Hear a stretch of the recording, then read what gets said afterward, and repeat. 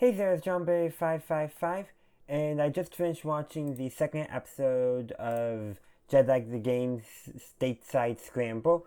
Yes, this video is, and on face this video, it's going to be easier for this week to do it that way. But anyhow, this episode was a nice continuation of it. I love the new wild card that was introduced in this episode, where they can use a national park to claim a state. Very useful wild card, and they showed a few of the others, so it behaves similarly to Canada, though Canada, you claim the entirety of Canada for the purpose of the game. But I remember the survey being put out that same posted on Instagram when they were filming this season, and so I know exactly where they're going. In fact, that's set up in this episode. They're going to St. Louis for the Gateway Arch, which should not be a national park. National Historical Park maybe, but not an actual national park. That's just my personal opinion on that. You know, it's a designation thing, yada yada. It's still a neat site and all, but I don't know if it doesn't have any of the natural resources that most national parks are associated with. So it has lots of history, but not much nature. But anyhow, but it also made me think, what other parks could you go to? Because the thing is, take a picture at an iconic landmark in the park and then it has to be identifiable. And let's be real, the Gateway Arch is one of the easiest parks for that to work with. Because some of the others, like Congaree, which Ben and Adam were somewhat new because it was in South Carolina, they were in Georgia at the time. You know what? That one wouldn't be too bad either, because I think that's very distinct. But like, they also mentioned Mammoth Cave, because I wasn't too far from them as well. But it's a cave.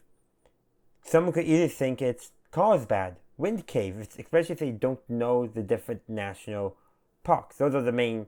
There's also Jewel Cave, but that's not technically considered as a national monument. But Carlsbad, Wind, and Mammoth. Those are the three caves. Sure, if you give the right location, you can clearly identify.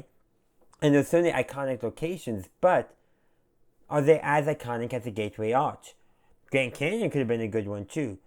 Something like Yosemite or Yellowstone or Redwoods probably would be easily identifiable. But like Badlands National Park, Theodore Roosevelt National Park, unless you really know the difference between your Badlands, you may not be able to tell them apart.